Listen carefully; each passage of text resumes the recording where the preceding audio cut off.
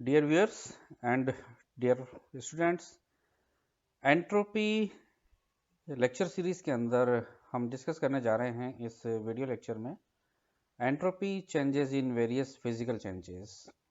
इसका मतलब यह है कि किसी एक ऐसा प्रक्रम जिसमें कि कोई भौतिक अवस्थाओं में परिवर्तन हो रहा हो। मान लिया कि जैसे बर्फ पिघल करके पानी के अंदर परिवर्तित होती है तो एक सॉलिड जो है वो लिक्विड स्टेट के अंदर कन्वर्ट होता है। तो उस भौतिक अवस्था परिवर्तन में होने वाला जो एंट्रोपी परिवर्तन है उसको यहाँ हम देखेंगे। उससे संबंधित एक महत्वपूर्ण नियम आता है ट्राउटन्स का लॉ, उसको भी हम यहाँ पर इस लेक्चर में देखेंगे। इसके साथ ही हम ये कंसिडर करेंगे कि एंट्रोपी परिवर्तन किसी अभिक्रिया की स्वतः प्रवर्तिता और साम्यावस्था की शर्त के तौर पर किस प्रकार से कार्य करता है, इस पॉइंट को भी इस लेक्चर के अंदर शामिल किया है, जो कि क्लासियस इनइक्वालिटी के तौर पर हम उसे समझते हैं। और अंत में हम देखेंगे इस लेक्चर में कंडीशन फॉर थर्मल इक्विलिब्रियम, यानी कि किसी प्रक्रम के तापीय साम्य में रहने के लिए क्या आवश्यक शर्त है, उस पॉइंट को भी इस लेक्चर के अंदर क्या डिस्कस किया हुआ है। तो हम शुरू कर रहे हैं entropy change in physical changes. Natural है कि जब हम फिजिकल चेंजेस की बात कर रहे हैं तो किसी भी ऐसा टेम्परेचर जहां पर कि एक सॉलिड लिक्विड में कन्वर्ट होता है तो वो मेल्टिंग पॉइंट कहलाता है, जो कि एक निश्चित तापमान पर संभव है। इसीलिए ये सारे परिवर्तन क्या हैं, आइसोथर्मल ट्रांसफॉर्मेशन होते हैं। So dear students, entropy change in any physical changes, यानी कि किसी भी भौतिक परिवर्तन के अंदर होने वाला जो एंट्रोपी परिवर्तन है is actually A isothermal transformation, एक समतापीय परिवर्तन है। And it can be evaluated by calculating the heat which is required for reversible change for that system. तो इसे हम किस प्रकार से व्यक्त कर सकते हैं या किस प्रकार से ज्ञात कर सकते हैं कि उस उत्क्रमणीय प्रक्रम के दौरान, क्योंकि ये प्रक्रम जो है वो उत्क्रमणीय है, क्योंकि ठोस यदि द्रव में परिवर्तित होगा तो द्रव भी ठोस के अंदर परिवर्तित होगा। तो उस उत्क्रमणीय प्रक्रम के दौरान जो आवश्यक जो ऊष्मा की मात्रा है उसे परिकलित करके हम एंट्रोपी परिवर्तन को क्या है ज्ञात कर सकते हैं। For physical reversible cyclic process, यानी कि एक ऐसा रिवर्सिबल साइक्लिक प्रोसेस है तो उसमें रिक्वायर्ड हीट क्या होगी उसकी, Q reversible. And since these processes undergoes in isobaric condition, और ये जो प्रक्रम होते हैं वो क्या है, एक निश्चित दाब पर संपन्न होते हैं। जैसे कि हम कह सकते हैं कि बर्फ का गलनांक 1 डिग्री और 0 डिग्री सेंटीग्रेड है। तो कब है वो, जबकि एक एटमॉस्फेरिक प्रेशर क्या होता है यानी कि एक वायुमंडलीय दाब पर। इसका मतलब जो कंडीशन है वो क्या, आइसोबारिक है, यानी कि समदाबीय प्रक्रम होता है वो। तो उस परिस्थिति के अंदर यदि कोई रिवर्सिबल साइक्लिक प्रोसेस है तो उसके लिए हीट चेंजेस या हीट रिक्वायर्ड जो होगी वो क्या होगी, क्यू रिवर्सिबल है। तो नेचुरल है कि Q reversible is heat at constant pressure which is known as delta H. इसीलिए entropy defined by Q reversible divided by T, तो Q reversible is equal to QP and QP again equal to delta H. So delta S becomes equal to delta H upon delta upon T. Now, if there is equilibrium between liquid vapor, यानी कि यदि द्रव वाष्प के मध्य साम्य है तो हम इसे लिख सकते हैं यहाँ पर डेल्टा एस वेपोराइजेशन, यानी कि वाष्पीकरण के दौरान एंट्रोपी परिवर्तन is equal to delta H vaporisation, यानी कि वाष्पीकरण में एंथैल्पी चेंज, और निश्चित रूप से वो कब होगा, जबकि वो उसके बॉइलिंग पॉइंट पर हो, यानी कि टीबी इज बॉइलिंग पॉइंट। इसी प्रकार से यदि सॉलिड लिक्विड के बीच इक्विलिब्रियम हो तो उस परिस्थिति के अंदर हम लिख सकते हैं डेल्टा एच फ्यूजन, यानी कि गलन में एंट्रोपी परिवर्तन बराबर डेल्टा एच फ्यूजन, यानी कि गलन में एंथैल्पी परिवर्तन divided by TM. TM M stands for melting point, क्योंकि क्या है, मेल्टिंग पॉइंट पर ही कोई ठोस है जो वो गल करके द्रव के अंदर परिवर्तित होगा, यानी कि TM is melting point. So in generally सामान्य रूप से इस परिवर्तन को हम इस प्रकार से लिख सकते हैं कि डेल्टा एस बराबर delta H upon TE. E is known as equilibrium temperature, जो कि उसका गलनांक भी हो सकता है, क्वथनांक भी हो सकता है, या कोई एक ठोस से ठोस में परिवर्तन हो सकता है जो कि संक्रमण ताप के रूप से जाना जाता है। नाउ ट्राउटन का नियम, ये नियम क्या होता है ट्राउटन का नियम, तो ये देखा गया कि फॉर मैनी लिक्विड्स, कई द्रवों के लिए देखा गया कि जो एंट्रोपी चेंज है उनकी वाष्पीकरण की इज नियरली सेम, यानी कि कई द्रवों के लिए वाष्पीकरण की जो एंट्रोपी परिवर्तन है वो क्या है, लगभग समान है, जो कि कितनी बताई गई है, 90 joule per kelvin per mole है, यानी कि डेल्टा एस वेपोराइजेशन इज रफली equal to 90 joule per kelvin per mole है। So this law is called as Trouton's law. So for liquid that follows this rule, we can say that delta H vaporization is equal to delta S multiplied by TV. यहाँ से आप निकाल सकते हो कि delta S क्या होगा, delta S multiplied temperature, तो डेल्टा एस ये है और इसका टेम्परेचर बॉइलिंग पॉइंट क्योंकि वेपराइजेशन पर है तो ये है। तो यहाँ से हम उनकी जो एंथैल्पी ऑफ वेपराइजेशन है वो क्या कर सकते हैं, ज्ञात कर सकते हैं। लेकिन इस ट्राउटन्स लॉ की जो कुछ सीमाएं हैं वो क्या है कि this law doesn't apply for liquids that shows association of molecule, यानी कि ऐसे अणु जो कि संगुणन की प्रवृत्ति रखते हैं, यानी कि H2O का एक अणु दूसरे H2O के अणु के साथ आपस में हाइड्रोजन बंध के साथ में जुड़े रहते हैं।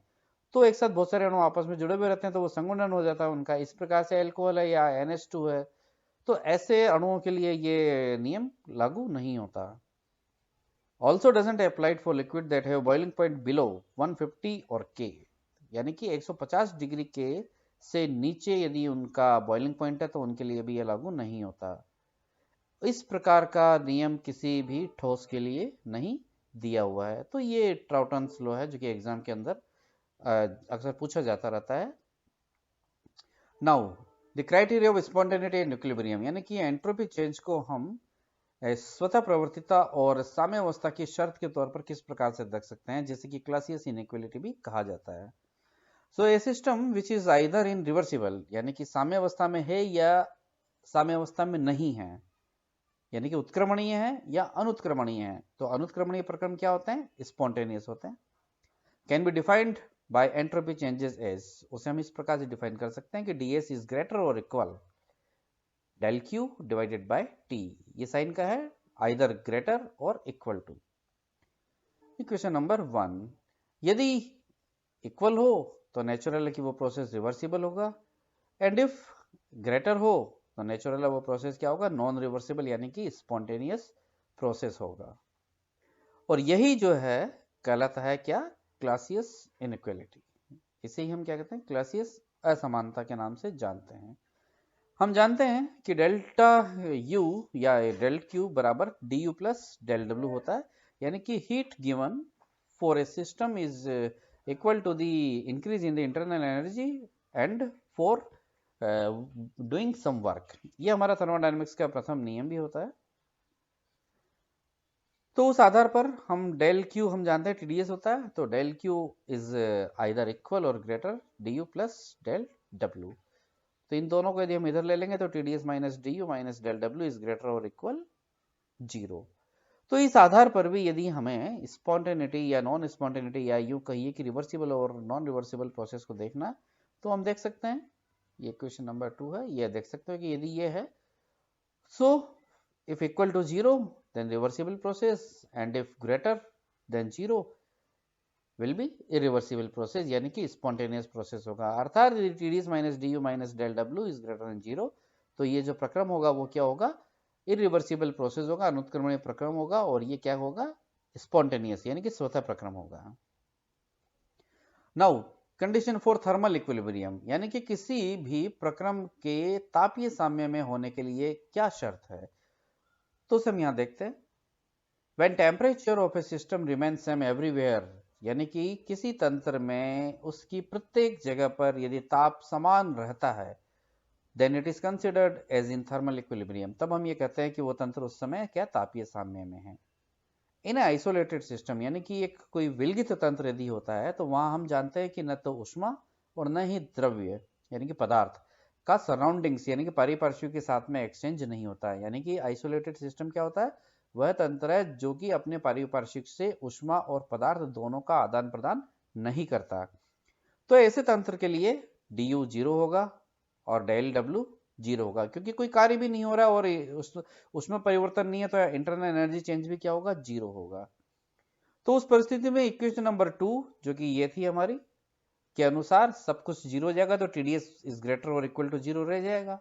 तो TdS इज ग्रेटर और इक्वल टू 0 या DS is greater equal to 0। So entropy of this isolated system क्या होगी, इंक्रीज होगी and is maximum at equilibrium, और जो साम्य अवस्था होगी उस इस अवस्था में क्या होगी, अधिकतम होगी।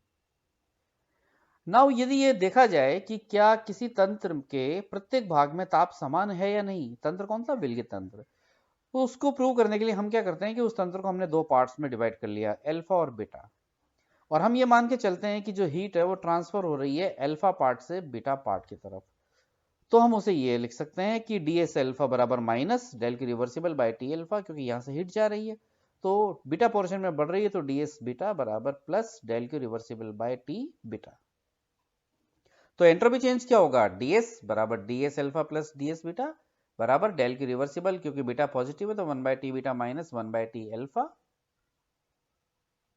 If this flow of heat is spontaneous, यदि ये मान के चलें कि ये जो हीट है वो स्पॉन्टेनियस यानी कि स्वतः प्रवर्तित है, जिसके लिए कि ds इज ग्रेटर देन 0 होना चाहिए, तो निश्चित रूप से हम ये लिखेंगे कि ds बराबर del Q reversible 1 by T B minus 1 by T alpha is greater 0। इसका ये मतलब होता है कि ये इज ग्रेटर 0, तो हमें पता है कि डेल क्यू रिवर्सिबल एक पॉजिटिव क्वांटिटी है, तो ये क्या होना चाहिए, 0 होना चाहिए, इज ग्रेटर 0। अगेन ये कब होगा, इज ग्रेटर देन 0, जबकि T alpha is greater than T B, अर्थात ये पूरी टर्म 0 से ज्यादा कब होगी, जबकि टी अल्फा, यहां हम देख सकते हैं, जबकि टी अल्फा टी बी से क्या होगा, ज्यादा होगा। Hence heat flows spontaneously from upper temperature to lower temperature region। इसका मतलब जो हीट है वो क्या है, उच्च ताप क्षेत्र से निम्न ताप क्षेत्र की ओर, क्योंकि ताप है ना इसका ये अधिक अल्फा का, और ये बीटा का ताप है जो कि कम है, तो जो हीट है वो उच्च ताप वाले क्षेत्र से निम्न ताप वाले क्षेत्र की ओर क्या स्वतः क्या बहती रहेगी। लेकिन यदि इक्विलिब्रियम स्टेट के अंदर है तो उस परिस्थिति में ds 0 हो जाएगा, तो हम ये कह सकते हैं कि T alpha minus T B divided by T alpha T B बराबर 0। तो ये 0 किस कंडीशन में होगा, हम कह सकते हैं कि जब टी अल्फा बराबर टी बी होगा, यानी कि टी अल्फा बराबर टी बी, तो यही क्या है, तापीय साम्य की शर्त है, अर्थात तंत्र इक्विलिब्रियम टेम्परेचर पर अल्फा और बीटा शुड रिमेन सेम, यानी कि जो टेम्परेचर है वो सेम रहना चाहिए। It is therefore concluded that for a system to be in thermal equilibrium, अर्थात किसी भी तंत्र को तापीय साम्य में रहने के लिए क्या होना चाहिए, उसका जो ताप है वो उसके प्रत्येक भाग में क्या समान रहना चाहिए। So with this slide, thanks. Entropy से रिलेटेड जितने भी आप वीडियो लेक्चर मेरे चैनल पे जो प्रसारित हो चुके हैं वो उनका लिंक मैं यहाँ पर शेयर किए हुए हूँ एंड स्क्रीन पे, तो आप वहाँ उन्हें जा करके देख सकते हैं। Thank you.